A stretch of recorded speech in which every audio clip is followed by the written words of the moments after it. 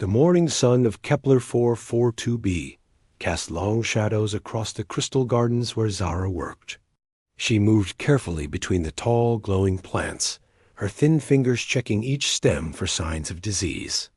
Her skin sparkled like diamonds in the sunlight, a natural trait of all Zephyrians. The light blue color of her crystalline surface meant she was calm and focused on her work. 6-year-old Quito played nearby, chasing small floating insects that looked like tiny rainbows. His young skin glowed brighter than his mother's, changing from blue to soft green as he laughed and ran. The sound of his happiness filled the quiet garden like music. "Stay close, little star," Zara called to him, using the pet name she had given him when he was born. Her voice was soft and musical, like wind chimes in a gentle breeze. Quito nodded and continued his game, his large eyes sparkling with joy. Life on the colony was peaceful and safe. The Zephyrians had built their new home to be just like their old world, with floating gardens and crystal houses that caught and reflected light in beautiful patterns.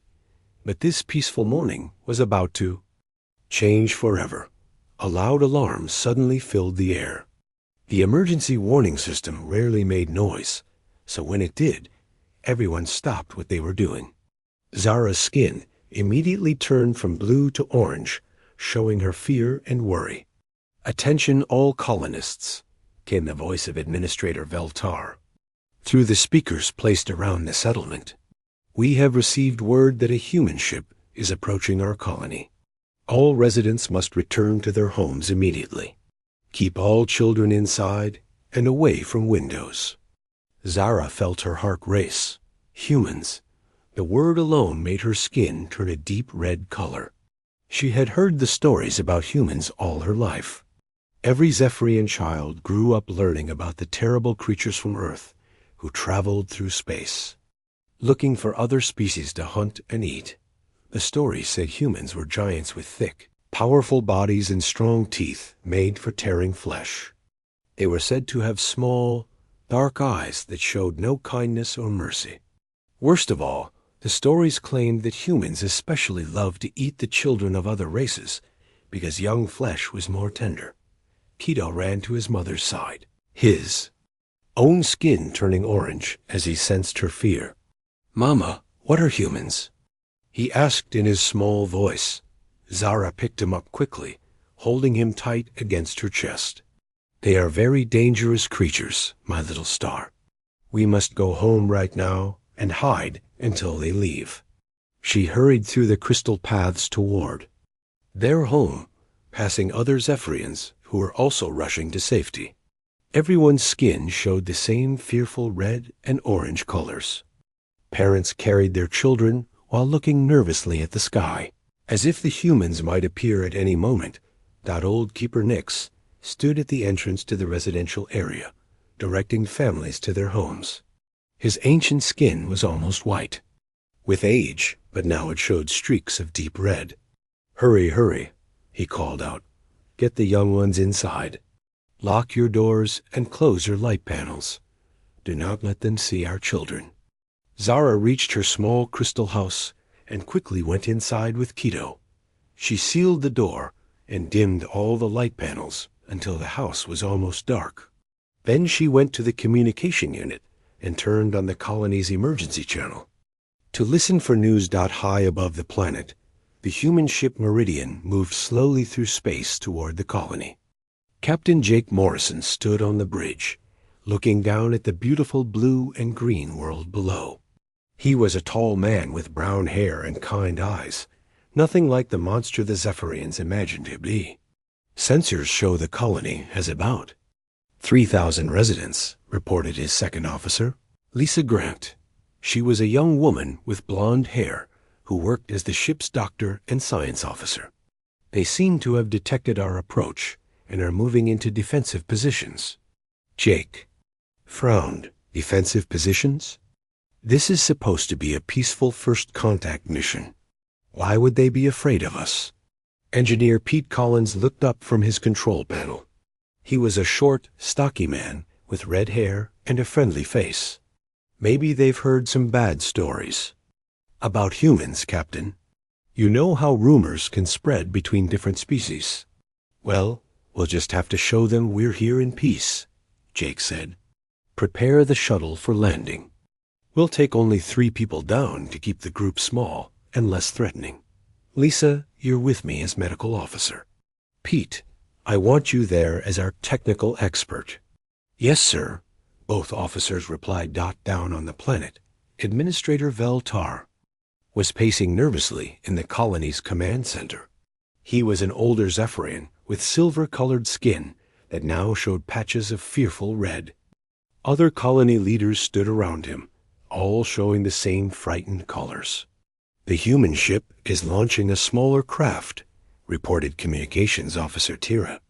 It appears to be heading for our main landing area. How many humans are on board? Veltar asked, his voice shaking slightly. Sensors detect 3 life forms, Tira replied. Veltar's skin turned even more red. 3 of those monsters could destroy our entire colony, he whispered. But we have no choice. We must meet with them, or they might attack. Send word to all. Families, keep every child hidden. Do not let any young ones outside until the humans are gone. In her house, Zara held Quito close as she listened to the emergency broadcast. The colony leaders were going to meet with the humans at the landing area, but all families were ordered to stay inside with their children. Mama, I'm scared, Quito whispered, his skin now a pale yellow color that showed his worry. I know, little star, Zara said, stroking his soft hair. But we will be safe if we stay hidden. The humans will not find us here. She tried to sound brave for her son, but inside she was terrified. What if the stories were true? What if the humans could smell Zephyrian children from far away? What if they broke down doors to find them? The human shuttle landed gently on the colony's main platform with a soft whooshing sound. Jake Morrison stepped out first, followed by Lisa and Pete. All 3 wore simple blue uniforms and carried no weapons. Jake had specifically ordered that they appear as peaceful as possible, but to the watching Zephyrians, the humans looked exactly like the monsters from their worst nightmares. Jake stood over 6 feet tall with broad shoulders and strong arms. His dark hair and brown eyes seemed threatening to beings who were used to light, colorful features. Lisa and Pete, though smaller than Jake, still appeared huge compared to the delicate Zephyrians. Administrator Veltar approached the landing area with 6 guards, all of them showing red and orange fear colors on their skin. They stopped about 20 feet away from the humans, afraid to get any closer. Welcome to Colony Kepler 442b, Veltar called out, his voice shaking. I am Administrator Veltar. We ... We greet you in peace. Jake smiled and took a step forward, but immediately saw all the Zephyrians step back in fear. He stopped and raised his hands to show he meant no harm. Thank you for welcoming us, Administrator Veltar, Jake said in his deep, calm voice. I am Captain Jake Morrison of the Earthship Meridian. We come in friendship, hoping to establish peaceful relations between our peoples. But despite Jake's kind words and gentle manner, the Zephyrians only saw a massive predator speaking in a threatening voice. Veltar's skin turned an even deeper red as he imagined those strong human hands reaching for Zephyrian children. First meeting between the 2 species had begun, but it would be much more difficult than anyone expected. 3 days passed since the humans arrived at the colony. The meetings between Administrator Veltar and Captain Jake Morrison were going very poorly. Every time Jake tried to speak about friendship and trade, the Zephyrians would step away and whisper nervously among themselves. Zara stayed in her house with Quito during these 3 days, only leaving to get food and water from the community center. Each time she went out, she made sure to cover Quito with a thick blanket so the humans could not see him. Other parents did the same thing, hiding their children whenever they had to leave their homes. Mama, When will the scary humans go away? Keto asked on the third morning. His skin was a worried yellow color, and he had not played outside since the humans arrived. Soon, little star, Zara said, though she was not sure if this was true. The colony leaders are talking with them. Maybe they will leave today, but Zara was wrong. The humans were not planning to leave soon. In fact, Jake Morrison was becoming more worried about the Zephyrians' strange behavior. He could not understand why they seemed so afraid of him and his crew. Something is very wrong here, Jake told Lisa and Pete as they sat in their shuttle. These people act like we're going to hurt them. They won't let us see any of their children, and they jump back every time we move. Lisa nodded. I've been trying to offer medical help, but they refuse everything. It's like they think I'm going to poison them or something. Pete scratched his red hair. Maybe we should just leave, Captain. They clearly don't want us here. Jake shook his head. No, we can't give up yet. There might be some misunderstanding we can fix. Let's try one more day of talks. But that day would bring much more than talks. The trouble started just after lunch, when the sky began to change color. Instead of the normal blue, it turned a dark purple with flashes of green light. The colonists looked up with worry, because they knew what this meant. Plasma storm approaching, announced Tira over the colony speakers. All residents prepare for emergency procedures. This will be a level 4 storm. Zara felt her heart sink. Level 4 storms were very dangerous. The charged particles in the atmosphere could damage buildings and hurt anyone caught outside. But even worse, the storms sometimes caused problems with the colony's air cleaning system. Within an hour, the storm hit with full force. Purple lightning filled the sky, and the air itself seemed to buzz with electricity. The Zephyrians all went to their safe rooms and waited for the storm to pass. But this storm was worse than anyone expected. Deep under the colony, in the main atmospheric processing plant, something went terribly wrong. The plasma energy from the storm overloaded the main computer systems. Sparks flew from control panels, and warning lights flashed red throughout the facility. Emergency, emergency, came Tira's voice over the speakers, but now she sounded very scared. Main atmospheric processor has suffered critical damage. Toxic gases are leaking into residential areas. All colonists must evacuate immediately.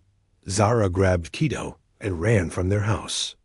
Outside, she could see a greenish gas slowly moving through the air toward the residential area. The gas was heavier than normal air, so it stayed close to the ground as it spread. All around her, other Zephyrians were running from their homes. Parents carried children while trying to move quickly toward the evacuation area near the landing platform. But the toxic gas was moving faster than expected. Stay together, called out Keeper Nix as he tried to help organize the evacuation. But the old Zephyrian was moving slowly, and the gas was getting closer. In all the confusion, with people running and shouting, Keto became scared and confused. When his mother stopped to help an elderly neighbor who had fallen, Keto wandered away from her side. The little boy saw what looked like a safe place, a tunnel entrance that led to the underground areas of the colony. Keto, where are you? Zara called out, but her voice was lost in all the noise and panic. The toxic gas reached the residential area just as most of the colonists made it to the evacuation zone. But several Zephyrians were overcome by the poison and collapsed. The gas was deadly to their fragile biology, and they could not survive in it for more than a few minutes. Emergency medical teams to residential area, Administrator Valtar called out, but then he realized the problem. Wait, no one can go into that gas. It will kill anyone who breathes it. That was when Zara realized Keto was missing. My son, she screamed, her skin turning bright red with panic. Where is my son? Keto, Keto. She tried to run back toward the residential area, but other colonists held her back. The toxic gas was too thick now. Anyone who went into it would die within minutes. We cannot send anyone in there, Veltar said sadly. The gas will kill them before they can find the child. Zara fell to her knees, crying. Her little star was somewhere in that deadly cloud, and no one could save him. But someone was listening to the emergency communications from the human shuttle. Captain, Lisa said urgently, I'm picking up their emergency broadcasts. It sounds like there's been some kind of toxic gas leak, and a child is missing. Jake stood up quickly. A child? Where? Pete checked his instruments. The gas is concentrated in their residential area. Sensors show it's hydrogen sulfide mixed with chlorine compounds, deadly stuff for their biology. But not for ours, Lisa added. Our environmental suits could protect us in that gas for several hours. Jake was already moving toward the equipment lockers. Then we're going in. Sir, Pete said hesitantly, they might not want our help. They've been avoiding us since we got here. Jake stopped and looked at his crew. There's a child in danger. I don't care if they trust us or not. We can't just sit here and do nothing. Lisa and Pete looked at each other, then nodded. They began preparing their environmental suits and rescue equipment. On the platform, Administrator Veltar was trying to organize search teams when he saw the 3 humans approaching in their protective suits. His skin turned even more red with fear. Stay back, he called out. This is not your concern. But Jake kept walking toward the toxic area. We can survive in that gas, he said through his suit's speaker. Tell us where the child was last seen. Veltar was torn between his fear of the humans and his duty to save lives. Other colonists gathered around, all showing fearful colors on their skin. They want to know about the missing child, whispered one colonist. Maybe they can smell him in the gas, said another with terror. They're going to hunt him down, a third colonist added. But Zara heard their words and felt desperate rage fill her heart. She ran up to the humans, her skin blazing red with anger and fear. Stay away from my son, she screamed at Jake. I know what you want to do to him. I know what humans do to children. Jake stopped and stared at her through his helmet visor. Even though he could not understand her exact words, he could see the pain and terror in her large, luminous eyes. Ma'am, he said gently, I just want to help find your child. That gas will kill him if we don't get him out soon. But to Zara, his words sounded like the growling of a hungry monster. She was sure the humans were planning to find Quito so they could take him back to their ship and eat him. No, she cried, falling to her knees. Please, just leave us alone. Take anything else, but don't hurt my little star. Jake looked at the crying mother, then at the toxic gas cloud, then back at his crew. A child was dying in there while precious minutes passed. I'm going in, he said firmly, with or without their permission. And with those words, Jake Morrison walked into the deadly green cloud, not knowing that everyone watching believed he was going hunting for an alien child to satisfy his monstrous appetite. Jake walked into the green toxic cloud, his heavy boots making soft sounds on the crystal pathway. The gas was so thick he could barely see 3 feet in front of him. His environmental suit beeped softly, showing that the air outside was deadly. But he was safe inside the protective gear. Jake, can you hear me? Lisa's voice came through his helmet radio. I hear you, Jake replied, moving slowly through the green fog. The gas is very thick here. I'm using my scanner to look for the child. Behind him, on the evacuation platform, all the Zephyrians watched in horror. To them, it looked like the human monster was hunting through the poison fog to find little Quito. Zara pressed her hands against her face, her skin now so red it was almost black. He's looking for my baby, she whispered. The monster is hunting my little star. Other colonists gathered around her, all showing the same fearful colors. Some of the older Zephyrians began telling the ancient stories again about how humans could track children by their scent, even through poisonous gas. But inside the toxic cloud, Jake was doing something very different from what they imagined. His scanner picked up a faint life sign about 200 meters away, near the tunnel entrance to the underground areas. Jake moved carefully toward the signal, calling out in a gentle voice, "Hello? Can anyone hear me? I'm here to help." The scanner led him to the tunnel entrance, where the toxic gas was even thicker. Jake's light cut through the green fog, and he saw small footprints in the crystal dust on the ground. The footprints were very tiny, definitely from a child. "Lisa, I found tracks leading into the underground tunnels," Jake reported. "The child went down here." "Be careful," Lisa's voice replied. "Those tunnels might be unstable after the storm." Jake began moving down the tunnel, following the small footprints. The walls were made of the same crystal material as the buildings above, but here they were cracked and damaged from the storm. Pieces of broken crystal lay on the ground, and some sections of the ceiling looked ready to fall dot as he went deeper. Jake heard a sound that made his heart race, the soft crying of a scared child. "Hello," he called out gently. "Don't be afraid. I'm here to help you." The crying stopped for a moment, then started again, even more frightened than before. Jake realized the child was probably terrified of his voice, just like all the other Zephyrians. He moved toward the sound and found Quito trapped under a pile of fallen crystal beams. The little boy's leg was caught, and he could not move. His skin was a pale gray color, which Jake's training told him meant the child was very sick from breathing the toxic gas. "Oh no," Jake whispered, seeing how hurt and frightened Quito was. Little boy looked up at the huge human in the scary suit and tried to scream, but only a weak sound came out. His skin turned from gray to white, with pure terror. Jake quickly knelt down next to Quito, moving very slowly so he would not scare the child more. He could see that Quito's breathing was shallow and fast, signs of gas poisoning. "It's okay, little one," Jake said in the softest voice he could manage. "I know you're scared, but I'm going to help you."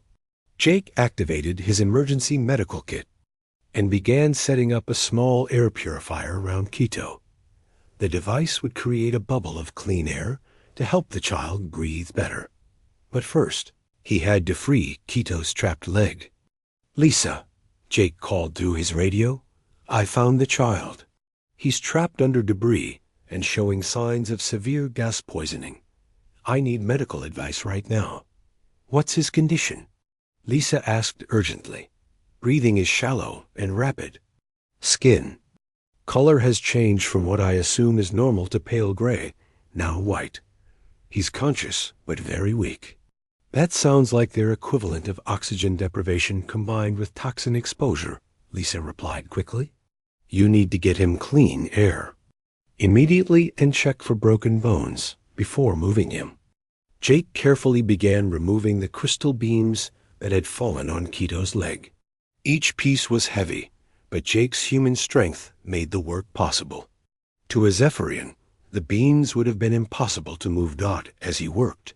Jake talked quietly to Quito, even though he knew the child could not understand his words. "There we go. That's better. You're going to be okay. I know you're scared, but I promise I won't hurt you." Something in Jake's gentle tone seemed to calm Quito a little. The child stopped trying to scream and just watched the human with his large, frightened eyes. When Jake finally freed Quito's leg, he saw that it was badly bruised but not broken. However, the child was getting weaker from the gas poisoning. Jake knew he had to get Quito out of the tunnels quickly.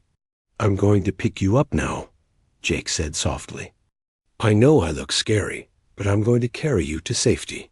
Very carefully, Jake lifted the small Zephyrian child. Quito was so light compared to human children. He felt like he weighed almost nothing. Jake held him gently against his chest, supporting Quito's head and injured leg. The journey back through the tunnels was much more dangerous than the trip down. The storm had weakened the structure even more, and now Jake was carrying a sick child. Several times, chunks of crystal fell from the ceiling, and Jake had to shield Quito with his own body. "Hang on, little guy," Jake whispered as another section of tunnel collapsed behind them. "We're almost out of here." Above ground, the colonists were watching Jake's progress on the emergency cameras that showed the tunnel system. They could see the human carrying something small in his arms, but the image was not clear through all the toxic gas. "He has found the child," Administrator Veltar said with a mixture of sadness and horror. "My baby," Zara cried, reaching toward the screen. "He has my little star." The colonists watched in shocked silence as Jake made his way through the dangerous tunnels. They expected to see him hurt the child, but instead they saw him protecting Quito with his own body when debris fell. "Why is he covering the child?" asked one confused colonist. "Maybe he wants to keep his food fresh," suggested another. But his voice sounded uncertain. Old Keeper Nix watched the screen with his ancient eyes and said nothing. He had lived longer than anyone else in the colony and had seen many strange things. Something about what he was watching did not match the stories he had been told about humans. In the tunnels, Jake was getting tired from carrying Quito and avoiding the falling debris. His environmental suit was strong, but it was not made for this kind of heavy rescue work. Sweat ran down his face inside his helmet. "Lisa, I'm about 5 minutes from the surface," he reported, "but the child is getting worse. His breathing is very weak now." "Get him to clean air as fast as you can," Lisa replied. "I'll have emergency medical equipment ready." Jake pushed himself harder, moving as quickly as he dared through the unstable tunnel. He could feel Quito's small body trembling in his arms.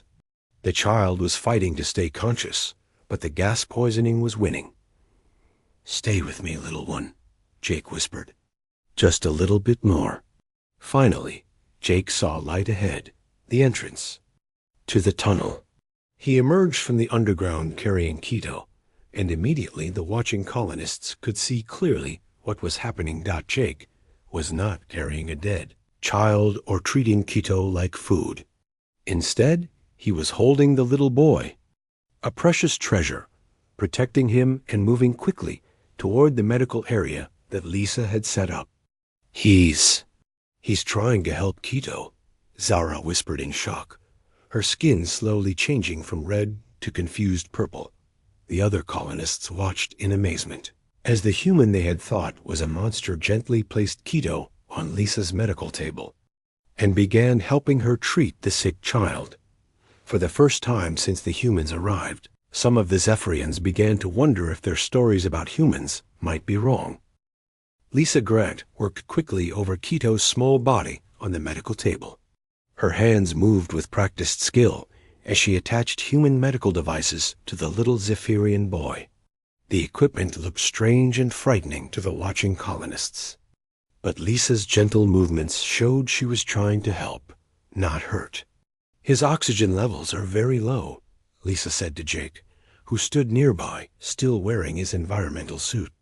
"The toxic gas has damaged his lungs, but I think I can help him if I adjust our equipment for his biology." Jake watched as Lisa worked. He had taken off his helmet, and his face showed deep concern for the child. Sweat still covered his forehead from the dangerous rescue, but all his attention was focused on making sure Quito would be okay. The Zephyrian colonists stood in a group about 20 feet away, watching everything with confusion and amazement. Their skin colors kept changing as their emotions shifted from fear to curiosity to hope. "Why are they helping him?" whispered one young colonist to her friend. "I don't know," the friend replied. "Maybe the stories about humans were wrong." Zara stood at the front of the group, her hands pressed against her mouth. Her skin was a swirling mixture of colors, purple for confusion, blue for sadness, and just a tiny bit of green for hope. She wanted to run to her son, but she was still afraid. Of the humans. Administrator Veltar approached slowly, his own skin showing the same confused purple color. "Human captain," he said carefully, "what are you doing to the child?" Jake looked up from watching Lisa work. "We're giving him medical treatment. The gas poisoning damaged his lungs, and we're trying to help him breathe better." "But why?"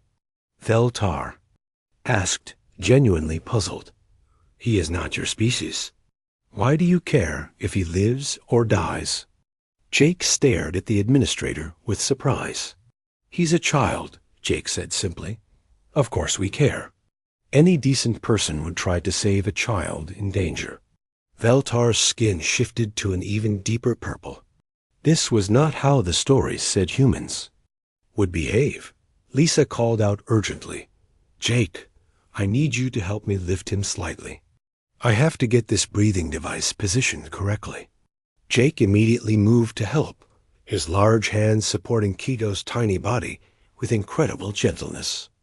The little boy's eyes fluttered open, and he looked up at the two humans leaning over him.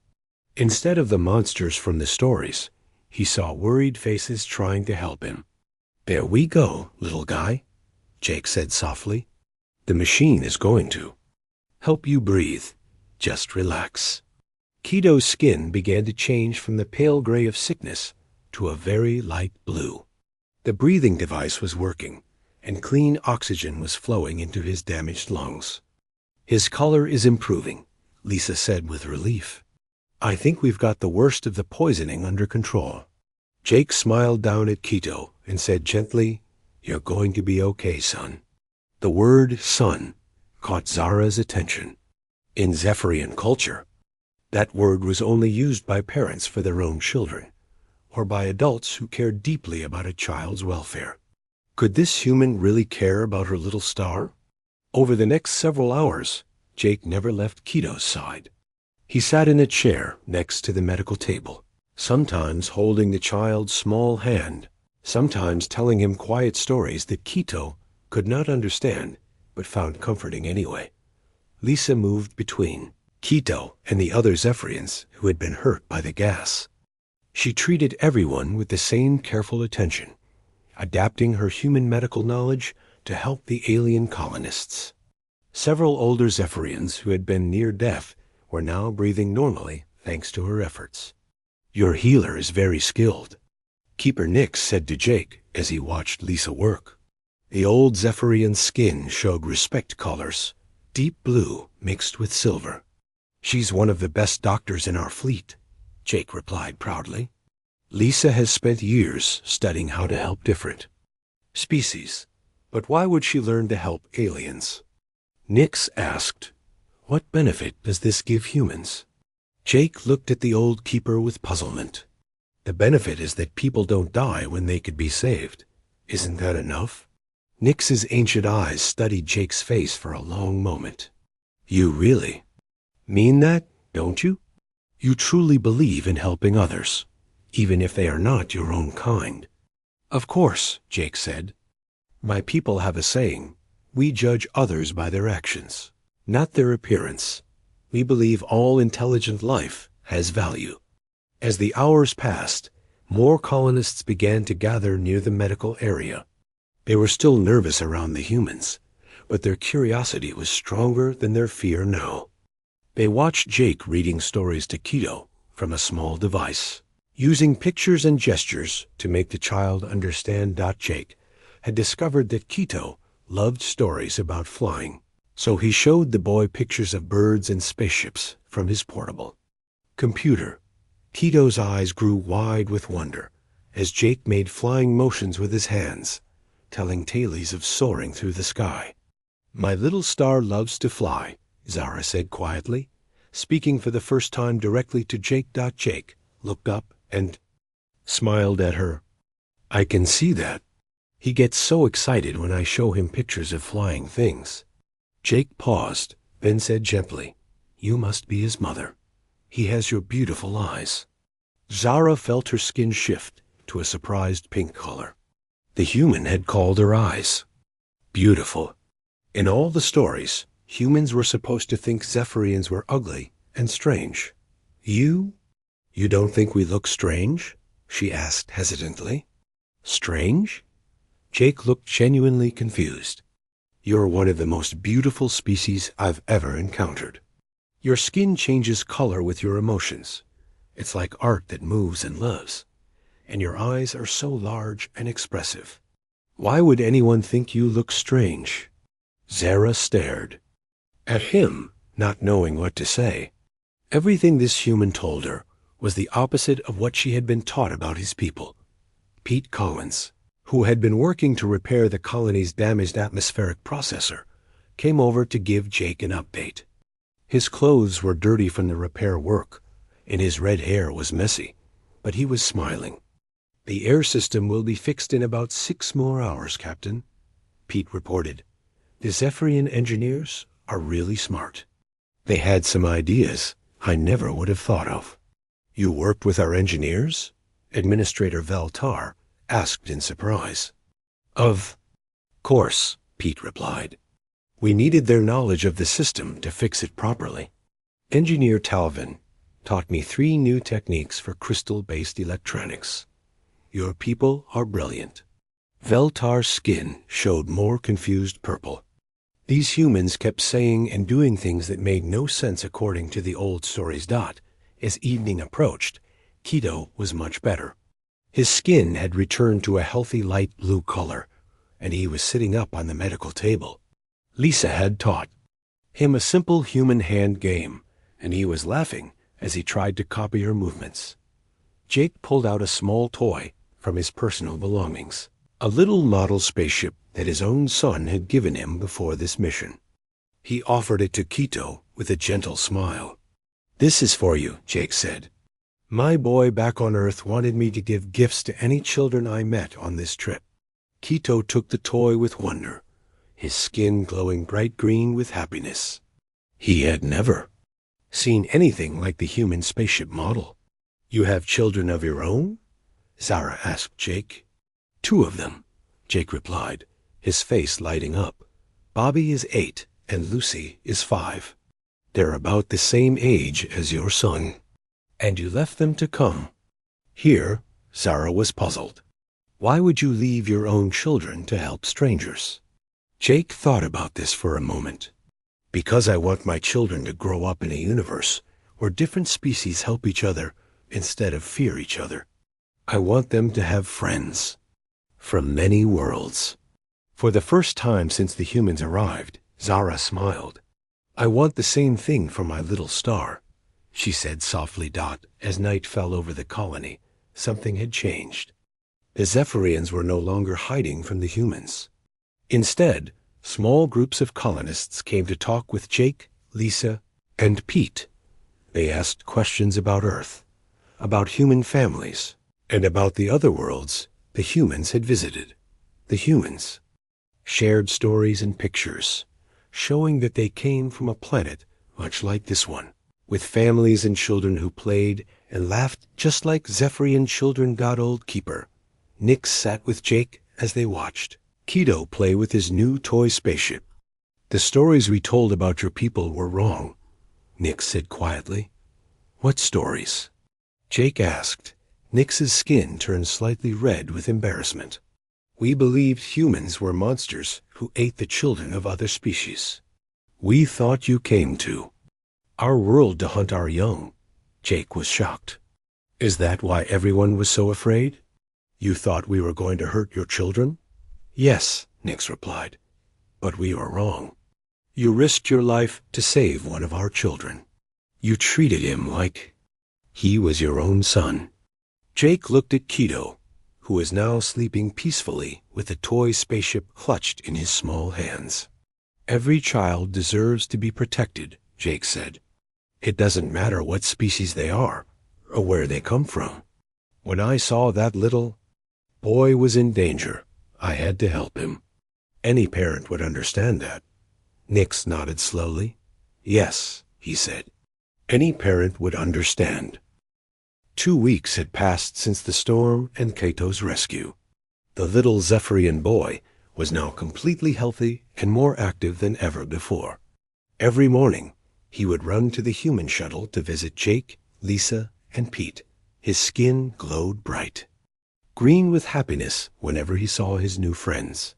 "Jake, Jake," Kito called out in his musical voice as he ran across the landing platform. He was carrying his toy spaceship and a small crystal flower he had picked for the human captain. Jake smiled and knelt down to catch the excited child in a gentle hug. "Good morning, little friend. What adventure do you have planned for today?" Kito held up the crystal flower. "For you," he said in carefully practiced human words. Jake had been teaching him simple English phrases, while Kito taught Jake some basic Zephyrian words. "Thank you, Kito. It's beautiful," Jake said, accepting the gift.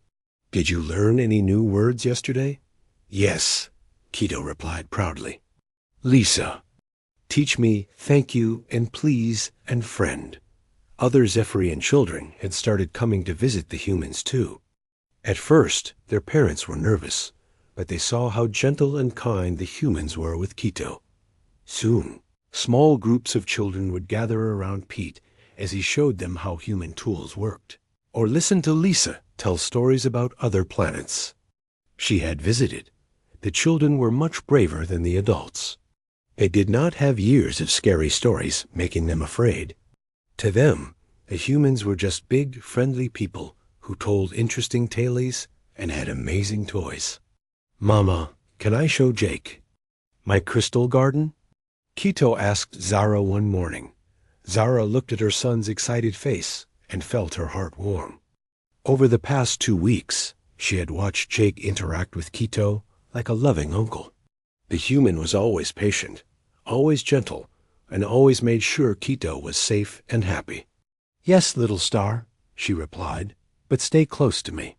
The three of them walked together to Zara's workplace in the Crystal Gardens. Jake was amazed by the beautiful glowing plants the Zephyrians grew. The flowers changed colors based on the time of day, and some of them sang soft musical notes when the wind touched them. "This is incredible," Jake said as he carefully examined a plant that looked like a tree made of pure light. "How do you make them glow like this?" Zara felt proud as she explained her work to Jake. She had been nervous about talking to him at first, but now she enjoyed sharing her knowledge. "We use a special crystal dust that feeds the plant's energy from the sun. Each plant stores the light during the day and releases it slowly at night." "My people would love to learn about this," Jake said with genuine interest. "We have scientists who study how to grow food in space. Your techniques could help feed people on ships and stations." "You would want to learn from us?" Zara asked in surprise. "Of course," Jake replied. "Every species has knowledge that can help others. That's why we explore space, to learn and share with new friends." Kito ran ahead to show Jake his favorite spot in the garden, a small clearing where rainbow-colored flowers grew in a perfect circle. The little boy had been playing there the morning the humans first arrived, before everything changed. "This where I play," Kito explained, using his mixed human and Zephyrian words. "Before scary time, but not scary now." Jake sat down in the flower circle with Kito and Zara. The glowing plants around them created a peaceful, magical feeling. "I'm glad you're not scared anymore, little friend. You saved me," Kito said simply. "You good person." Zara watched her son play with Jake and felt something she had never expected. She trusted this human completely with her child's life. More than that, she considered Jake a true friend. "Jake," she said quietly, "I want to apologize for the things I thought about you when you first arrived. I was wrong to believe the stories without giving you a chance." Jake shook his head. "You don't need to apologize, Zara. You were protecting your child the only way you knew how. Any good parent would do the same thing." That afternoon, Administrator Veltar called a colony meeting. All the Zephyrians gathered in the main assembly area, including the children who now freely played near the humans without any fear. My fellow colonists, Beltar began, his skin showing formal blue and silver colors. We must discuss the future of our relationship with the humans. The crowd murmured quietly among themselves. Over the past 2 weeks, many colonists had come to see the humans as friends rather than enemies. The old fears were fading as people saw how kind and helpful Jake, Lisa, and Pete really were. The humans have offered to establish a permanent friendship agreement with our colony, Veltar continued. They want to share knowledge, trade resources, and help each other in times of need. Old Keeper Nix stood up slowly. I have lived longer than anyone here, he said in his ancient voice. I have seen many changes in our world, but I have never seen anything as important as what has happened these past weeks. The crowd listened respectfully as the old keeper continued. These humans have shown us that our fears were based on lies. They saved our children, healed our sick, and fixed our broken machines. They have treated us with respect and kindness. But what about the stories? Called out one worried colonist. What about all the warnings we received from other worlds? Keeper Nix looked at Jake, who was sitting with Quito on his lap, while other Zephyrian children played around his feet. Look at them, Nix said simply. Do those look like monsters to you? The crowd turned to look at the humans. Lisa was helping. A young Zephyrian girl with a small cut on her hand, gently cleaning the wound and making the child laugh with silly faces. Pete was showing a group of boys how to make paper airplanes, and they were all laughing as the planes flew around the assembly area. And Jake was reading a story to Quito and 3 other children, making different voices for each character and causing the young ones to giggle with delight. I think the stories about humans were started by people who never actually met them, Zara said, standing up to address the crowd. These humans risked their lives to save our children. They shared their knowledge freely. They treated us as equals and friends. More colonists began to speak up, sharing their own experiences with the humans over the past 2 weeks. Engineer Talvin talked about the amazing new techniques Pete had taught him. Dr. Nara described how Lisa had helped her understand new ways to treat injuries. Farmer Kex explained how the humans had offered to help improve crop growth with their knowledge. When the discussion was finished, Veltar called for a vote. All those in favor of accepting the human friendship agreement? Almost every hand in the assembly rose up. Only a few of the oldest and most traditional colonists abstained, and even they did not vote against the proposal. The motion passes, Veltar announced. We officially welcome the humans as friends and allies of our colony. The crowd cheered, their skin showing bright, happy colors. The children ran to hug Jake, Lisa, and Pete, while the adults clapped and smiled. Jake stood up, still holding Quito, and addressed the assembly. Thank you for giving us this chance, he said. We promise to be worthy of your friendship and trust. That evening, there was a celebration in the main plaza. Zephyrian musicians played their crystal instruments, while human and alien children danced together under the stars. Lisa taught some of the adults human songs, while the Zephyrians shared their traditional melodies. Jake sat with Zara and Quito near the fountain in the center of the plaza, watching the celebration around them. Will you stay here permanently? Zara asked. For a while, Jake replied. My ship needs to continue its mission, but I've asked to remain as the first human ambassador to your colony. If you will have me. Yes, Quito said immediately, hugging Jake's arm. Stay forever. Jake laughed and ruffled the boy's soft hair. I'll stay as long as you need me, little friend. Zara looked at Jake holding her son and felt complete happiness. Her little star had found a protector and friend in the most unexpected place, in the heart of someone from another world. You know, she said thoughtfully, I think I need to write to other Zephyrian colonies and tell them the truth about humans. What will you say?" Jake asked. Zara smiled as she watched Pete teaching a group of children how to whistle. "I'll tell them that humans are not monsters who eat children. I'll tell them that humans are people who save children, protect them, and love them as if they were their own." She paused and looked at Jake. "I'll tell them that sometimes the greatest friends come in the most unexpected forms." As the night went on, Jake realized that this mission had changed him too. He had come to Kepler 442b expecting a simple diplomatic contact. Instead, he had found a second family and a deeper understanding of what it meant to be human.